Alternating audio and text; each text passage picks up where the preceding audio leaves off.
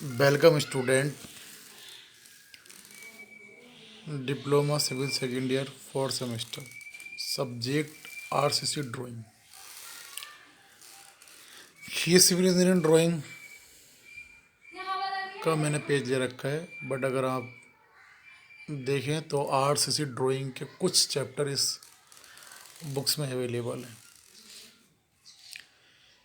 क्योंकि RCC drawing की मेरे पास बुक्स नहीं है और जो सिलेबस के अकॉर्डिंग मैंने आरसीसी का सिलेबस देखा तो इस बुक्स के अंदर कुछ सिलेबस मैच कर रहा है, इसलिए मैंने आरसीसी ड्राइंग का आज पहला लेक्चर लिया है। आरसीसी ड्राइंग जैसा कि मैंने आपको पहले पढ़ाया था, सिविल इंजीनियरिंग ड्राइंग फर्स्ट, तो सिविल ड्राइंग की तरह ही हमारी आरसीसी ड्राइंग है। बट डिफरेंस इतना है कि पहले आपने बिल्डिंग ड्राइंग पढ़ी थी जो हमारी सिविल इंजीनियरिंग ड्राइंग फर्स्ट में आती है। तो बिल्डिंग ड्राइंग में हमने ज़्यादातर सिर्फ बिल्डिंग के ही पार्ट्स पर बात की थी कि किस तरीके से हमारे नक्शे बनते हैं और किस तरीके से हमारा बिल्डिंग का plan, elevation, section elevation draw होता है।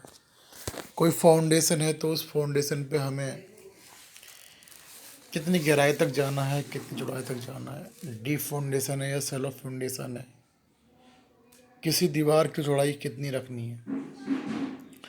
तो बिल्डिंग ड्राइंग में हम बहुत कुछ पढ़ चुके हैं, बट बिल्डिंग ड्राइंग में ज़्यादातर हमने pile foundation, grillage foundation, split footing foundation, बहुत सारी फाउंडेशनों की हमने स्टडी की।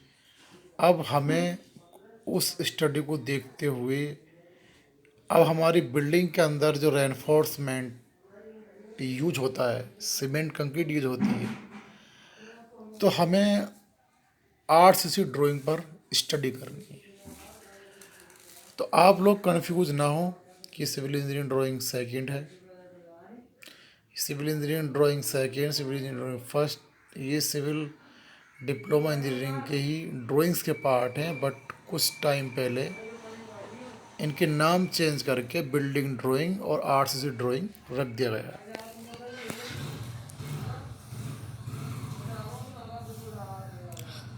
आरसीसी ड्राइंग में रेनफोर्समेंट यानी कि जो भी हम सरिया किसी बिल्डिंग में यूज़ करते हैं, उस स्टील्स वायर की डायमीटर, स्ट्रेंथ और कहाँ कहाँ हम उसको लगाते हैं, उस पर हम स्टडी करनी है।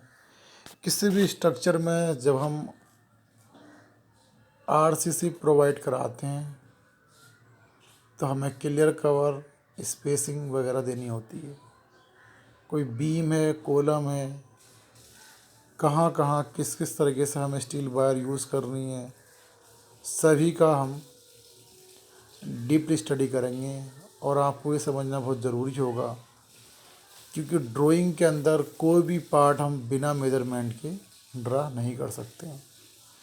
इसलिए कोई भी स्ट्रक्चर होगा तो उसकी चाहे वो कॉलम हो चाहे बीम हो, कुछ ना कुछ उसकी लेंथ, कुछ ना कुछ उसकी हाइट, कुछ ना कुछ उसकी विड्थ दे रखी होगी। स्टील वायर हमें देनी है तो वहाँ हमें स्पेसिंग पे भी और क्लियर कवर पे भी बात करनी है। कोई हमें कॉलम देना है तो वहाँ पर भी स्पेसिंग और क्लियर कवर में बात करनी है। और ओवरऑल हमें सारा वर्क ड्राइंग शीट पर ही करना है।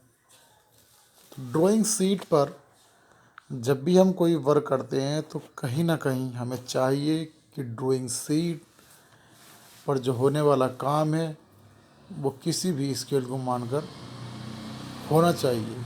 क्योंकि कितनी बड़ी भी आप बिल्डिंग डिज़ाइन करोगे तो आपको मालूम हो कि हम जब भी कोई बिल्डिंग ड्रा करते हैं, डिज़ाइन करते हैं, तो जितना एरिया हमारा ड्राइंग शीट का होता है वो एक्चुअल नहीं होता है, कुछ ना कुछ स्केल मानकर ही हम करते हैं। तो आप यहाँ पे इतना समझ लें, अभी आपको नेक्स्ट सेमेस्टर में इरिगेशन इंजीनियरिंग, इरिगेशन ड्राइंग पढ़नी होगी, जिसका नाम थोड़ा उन्होंने चेंज कर दिया है। और अभी फ़िलहाल अब आपको आरसीसी ड्राइंग पर स्टडी करनी है। तभी आपका रिजल्ट भी नहीं आया है, क्योंकि अभी अभी आपने बिल्डिंग ड्राइंग का एग्ज़ाम दिया है, उसका भी रिजल्ट नहीं आया है। तो बिल्डिंग ड्राइंग में वो आपको मालूम है कि आपने कितना परफेक्ट काम किया है। जो अच्छा काम किए हैं उनको तो मालूम हो ही कि कहीं ना कहीं हम पास जाएंगे, बट नंबर उनको देखने हैं। और कुछ स्टूडेंट अभी भी सस्पेंस में होंगे, नहीं जाने कि कितने हमारे नंबर आएंगे। तो याद रहे कि बिल्डिंग ड्राइंग किसी ने पास कर ली है, कर पाएगा तो अच्छी बात है, और अगर नहीं कर पाएगा तो अब उसको चाहिए कि इस ड्राइंग में कंसंट्रेट करे, आने वाले नेक्स्ट सेमेस्टर में ड्राइंग में कंसंट्रेट करे और अच्छी प्रैक्टिस करेगा। तो वो अगर बैक आ भी जाती है बिल्डिंग ड्राइंग में, तो कहीं ना कहीं उस ड्राइंग को भी इजीली बैक पेपर को निकाल लेगा। क्योंकि बिल्डिंग ड्राइंग हो या आरसीसी ड्राइंग हो या इरिगेशन ड्राइंग हो, ये जितनी भी ड्राइंग है कहीं ना कहीं इनका एक दूसरे से रिलेशन है। जैसे आपने फर्स्ट ईयर में इंजीनियरिंग ड्राइंग पढ़ी, तो उसका सिर्फ इस ड्राइंग में यही यूज़ है कि हमने वहाँ पर पेंसिल वर्क सीखा, बहुत सारी डायमेंशनिंग सिस्टम सीखी। अगर हमने नहीं सीखी हैं, वो हमारी कमज़ोरियाँ हैं, तो वो हमारी आगे चल के बहुत बड़ी कमी बन जाती है। स्टूडेंट याद रहे, किसी भी सब्जेक्ट को इग्नोर करना वो अगले नेक्स्ट सेमेस्टर के लिए बहुत ज़्यादा लॉस करने का होता है। क्योंकि आप सिविल ब्रांच में हैं तो आपको ड्राइंग लास्ट सेमेस्टर तक पढ़नी है, इसलिए आप कंप्रोमाइज़ नहीं कर सकते। किसी सब्जेक्ट को रट रटा के पास करके भी उसका फुल्ली बेनिफिट नहीं ले पाओगे। इसलिए सब्जेक्ट की डीप में जाओ और उसको पढ़ो, समझो, क्योंकि आप जिस सेमेस्टर में हो उसमें अच्छे से अच्छे मार्क्स ला सको और किसी गवर्नमेंटल एग्ज़ाम के लिए एक अच्छी तरीके से आप उसके अंदर ऑब्जेक्टिव क्वेश्चन सर्च कर सको। तो सबसे पहले रेनफोर्स्ड सीमेंट मेंबर, प्रिवलित कंक्रीट अवयव। रेनफोर्स्ड का मतलब होता है प्रिवलित कंक्रीट अवयव मीन्स मेंबर। रेनफोर्समेंट यानी कि सरिया। स्ट्रक्चर की सामर्थ्य बढ़ाने के लिए प्रबलित किया जाता है। ये जब किसी स्ट्रक्चर को हम चाहते हैं कि बहुत मजबूत बने, तो उसकी स्ट्रेंथ बढ़ाने के लिए उसमें स्टील का यूज किया जाता है, और स्ट्रक्चर में स्टील की छड़ों का यूज़ कर उसकी सामर्थ्य को बढ़ा दिया जाता है। किसी भी स्ट्रक्चर में जब हम छड़ डालते हैं सरिये की, तो उसके यूज़ करने से उसकी सामर्थ्य बढ़ जाती है। सीमेंट कंक्रीट, सीमेंट कंक्रीट या ईंट चिनाई की संपीड़न में समर्थ अधिक होती है। सीमेंट कंक्रीट और ईंट की कंप्रेसिव स्ट्रेंथ अधिक होती है, मगर टेंसाइल में जो समर्थ होती है वो नगण्य होती है। इसी कारण कॉलम की संपीड़न सामर्थ्य बढ़ाने के लिए वर्टिकल छड़ों का यूज़ तथा बीम, स्लेब और लिंटर, छज्जा आदि में टेंसाइल के लिए इस्पात छड़ों का यूज़ किया जाता है। इस संबंध में प्रिविलेज सीमेंट कंक्रीट विषय के अंतर्गत विस्तार में अध्ययन किया है। तो इन्होंने इस मैटर में इतना बोला है कि जब हम किसी भी स्ट्रक्चर को मजबूत करते हैं तो हम उसमें स्टील छड़ों का यूज़ करते हैं, सिंपल सी बात। और सीमेंट कंक्रीट ईंट चिनाई की संपीड़न सामर्थ्य अधिक होती है। सीमेंट कंक्रीट की और ईंट चिनाई की जो होती है वो कंप्रेसिव का मतलब होता है जब किसी को दबाने पे, अगर इसको दबाएं तो इसकी स्ट्रेंथ अधिक होती है, और इसको हम खींचें तो टेंसाइल में जो इसकी स्ट्रेंथ होती है वो कम होती है। स्तंभ मतलब होता है कॉलम। कॉलम की कंप्रेसिव स्ट्रेंथ बढ़ाने के लिए वर्टिकल छड़ों का यूज़ तथा बीम, स्लेब, लिंटर, छज्जा आदि के लिए इस्पात छड़ों का यूज़ किया जाता है। इस संबंध में प्रिबली सीमेंट कंक्रीट विषय के अंतर्गत किया जाता है। तो हम वर्टिकल छड़ डालते हैं, जैसे हमारे पास छज्जा है या कोलम है या कुछ भी है, तो हम वहाँ पर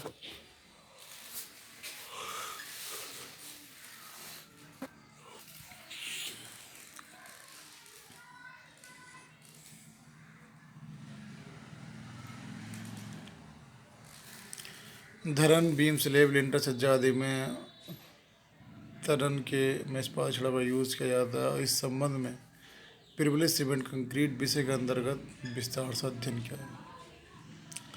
तो आरसीसी हम आप सब समझते हैं कि हम आरसीसी क्यों लगाते हैं, बट अब हमें ड्राइंग के अंदर बात करनी है तो हमें उसकी डायामीटर पे बार पर बात करनी होगी।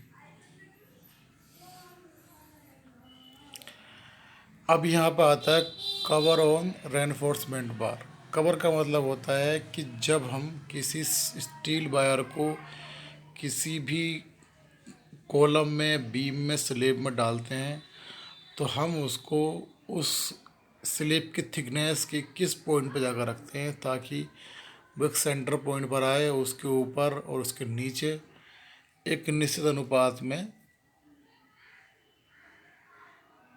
मोटाई हो। तो स्ट्रक्चर में प्रयुक्त इस्पाती छड़ों को वायुमंडल के प्रभाव से बचाने के लिए छड़ों के सिरे और लंबाई को कंक्रीट के बीच में रखना चाहिए। स्ट्रक्चर के किनारे से छड़ के व्यास के मध्य तक की दूरी इफेक्टिव कवर तथा छड़ों के बाहरी किनारों से सतह तक की दूरी क्लियर कवर कहलाती है।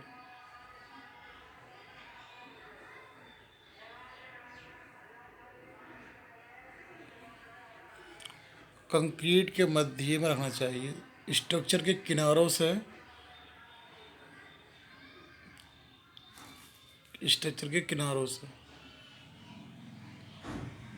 छड़ के व्यास के मध्य तक की दूरी इफेक्टिव कवर, ये होता है इफेक्टिव कवर, जो हम उसके मध्य तक की दूरी लेंगे। इफेक्टिव कवर कि जो स्टील वायर है और उससे बाहर तक की दूरी इफेक्टिव कवर, और छड़ के बाहरी किनारे से बाहरी सतह तक की दूरी क्लियर कवर कहलाती है। विभिन्न संरचनाओं में कवर की दूरी निम्नानुसार होती है। अब यहाँ पे आप देखें, यहाँ पर अगर देखें तो इफेक्टिव कवर किसी भी स्टील वायर के मिड पॉइंट से बाहर तक की जो दूरी है वो इफेक्टिव कवर है। और वह दूरी जहाँ पर हमारे पास स्टील वायर है उसके बाहरी सिरे से सीमेंट कंक्रीट के बाहरी सिरे तक की जो दूरी है वो हमारी क्लियर कवर है।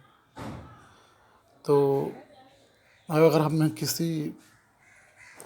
किसी बार को हम फाई से शो करते हैं और तो क्लियर कवर हमारी उस स्टील बार से बाहर तक की दूरी क्लियर कवर होती है। और मेन कवर, मेन बार, हाँ ठीक है, इफेक्टिव कवर। पूरे बीम की दूरी यानी कि जो हमारे पास स्ट्रक्चर है उसकी दूरी डेप्थ कहलाती है, जो मोटाई होती है। ऊपरी सिरे को top bar, anchor bar, gap,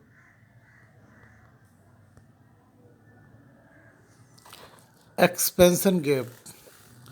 expansion gap वो होता है कि जब हम किसी बीम को किसी दीवार पर रखते हैं तो कुछ गैप छोड़ देते हैं, वो कहलाता है हमारा expansion gap. And cover, bottom cover, wall.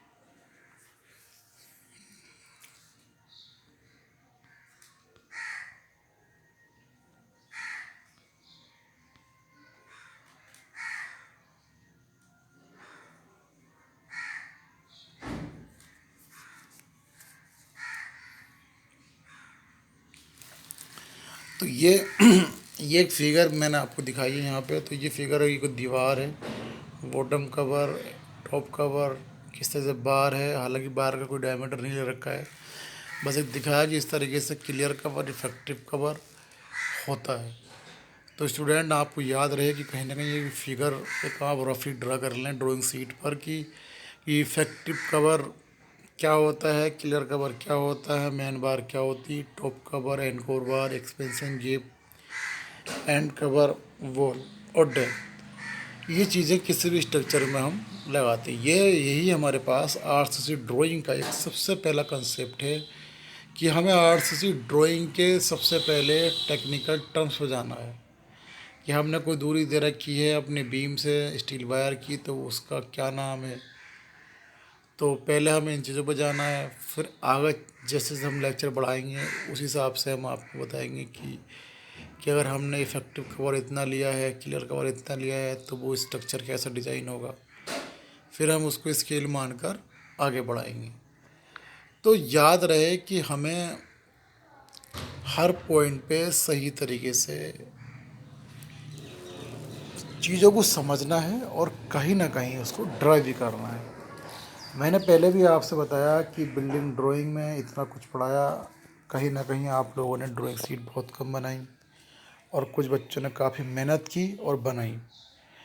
But इस बार आप सभी लोग घरों पर हो, तो आपको चाहिए कि एक अच्छी तरीके से ड्राइंग शीट पर फिगर ड्रा करो, ताकि वो हमारे माइंड में तो बैठी बैठे कहीं ना कहीं हमारी आंखों के विजुअल व्यू भी माइंड में बैठ जाए, ताकि हम समझ सकें कि कहाँ कहाँ पर स्पेसिंग, कहाँ कहाँ पर किस नाम से किसको हम पुकारते हैं।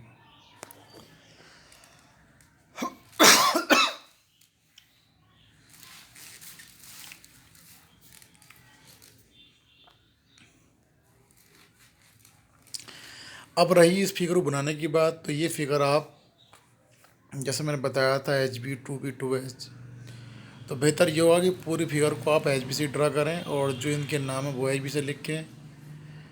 एरो हेड पे मैंने बार बार फोकस किया, एरो हेड आप हमेशा उसी तरीके से डिज़ाइन करें जैसे मैंने आपको बताएं। HB 2B 2H 3 पेंसिलों के कॉम्बिनेशन से ही आप एरो हेड डिज़ाइन करें, क्योंकि एरो हेड बहुत इफ़ेक्टिव होते हैं। और कहीं ना कहीं हम भी अब डिप्लोमा इंजीनियरिंग के अंदर काफ़ी हद तक पहुंच चुके हैं। अब अगर हम एरो हेड में कुछ कमी करते हैं तो कहीं ना कहीं ये हमारी बहुत बड़ी वीकनेस होगी, क्योंकि एग्ज़ामिनर यही समझेगा कि बच्चा यहाँ तक पहुँच गया, इसके बाद भी इसको एरो हेड नहीं आता। तो ये मुझे कहना ना पड़े कि एरो हेड ऐसे बनाओ, पेंसिल यूँ यूज़ करो। बहरहाल वो आपको फोकस करना है कि बेहतर ये होगा कि आप अच्छे तरीके से एरो हेड लगाओ, अच्छी तरीके से आप पेंसिल पर करो, लाइन हमेशा सीधी रखो, पेंसिल की नोक बार बार बनाओ, कोई कंजूसी ना करो। और उनकी नेमिंग वगैरह आप अच्छे तरीके से लिखो, जिस तरीके से देखो इन्होंने दिखा रखा है कि इन्होंने एक हॉरिजॉन्टल वे में ला नेमिंग कर रखी है। आपको भी चाहिए कि इसी तरीके से आप नेमिंग करें।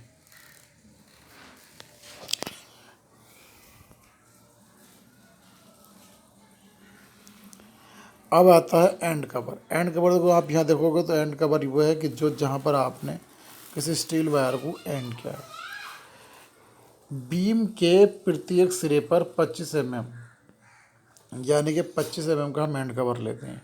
तो बीम का अगर हमारे पास, तो बीम का सिरे पर हम 25 mm तथा प्रयुक्त छड़ के व्यास का दोगुने में से अधिक हो से कम नहीं, तथा स्लेब में 20 mm प्रयुक्त छड़ के व्यास का दोगुने में से जो अधिक हो से कम नहीं शुद्ध आवरण होना चाहिए। शुद्ध आवरण, शुद्ध आवरण का मतलब क्या है जी? शुद्ध शुद्ध शुद्ध का मतलब है इफेक्टिव कवर, क्लियर कवर। शुद्ध आवरण का मतलब होता है क्लियर कवर। क्लियर कवर इन्होंने बोला है कि बीम के प्रत्येक सिरे 25 mm और छड़ के व्यास का दुगने से जो अधिक छड़ के व्यास का दुगने में से जो अधिक हो उससे कम नहीं। तो छड़ का व्यास है उसका दुगने में से दुगना अगर अधिक है 25 mm तो उसे हम उसे दुगने वाले को लेंगे, और 25 mm अधिक है तो 25 mm को ही लेंगे। तो ये हमें देखना है कि बीम के प्रत्येक सिरे पर 25 mm मतलब प्रयुक्त छड़ के व्यास के दुगने में से अधिक में से जो कम अधिक हो उससे कम नहीं। और स्लेब में 20 mm और प्रयुक्त छड़ के व्यास का दुगने में से जो अधिक हो कम नहीं। क्लियर कवर होना चाहिए। तो एंड कवर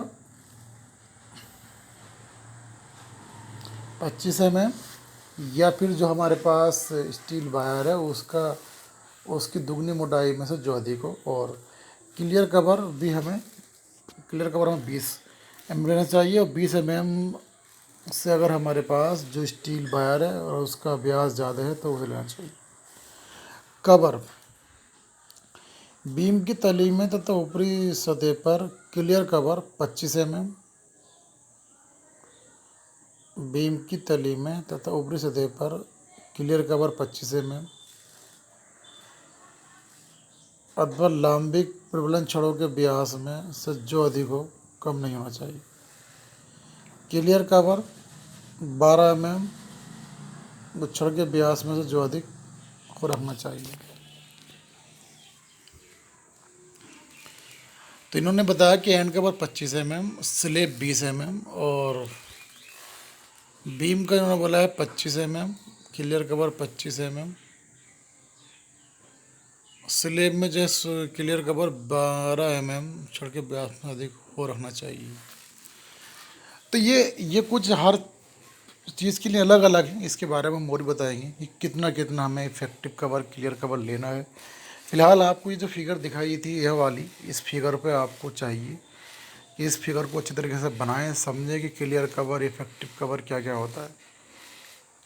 अभी हमने यहाँ पर ना ही डायामीटर का कुछ व्यास ना ही कोई डायमीटर शो कर रखी है और ना ही हमने top cover clear cover show कर रखा है, सिर्फ अभी एक सिंबल दिखाया है। इसके बाद में इन्होंने बताया कि हम इतना इतना स्पेस स्टैंडर्ड मानते हैं। जैसे मैंने बताया था कि हमें किसी मकान की हाइट तो 3.2 मानते हैं, डोर की हाइट 2.1 मानते हैं, 1.2 चौड़ाई मानते हैं। तो ये क्या है, एक स्टैंडर्ड साइज़ है। हालांकि अलग अलग बिल्डिंगों के लिए अलग अलग भी वो देते हैं मेजरमेंट, तो हमें वही मानना होता है। यहाँ पर भी हम बता रहे हैं आपको कि अभी फ़िलहाल आपको इतना मानना है कि जो भी चौड़ाई है मोटाई है वो अभी हमें अपने आप माननी है, ताकि दे रखी हो तो अच्छी बात है और नहीं दे रखी हो तो फिर हमें वो साइज़ मानना जो स्टैंडर्ड दे रखा है। अब स्टैंडर्ड भी कई सारे होते हैं, बट आपको जो ज़्यादातर हम बताएंगे उसी को आपको फॉलो करना है। तो हमें यहाँ पे कंफ्यूज नहीं होना है, हमें ध्यान देना है कि किसी भी तरीके से हमें उसी डेटा को मानना है कि जो ज़्यादा स्टैंडर्ड हो।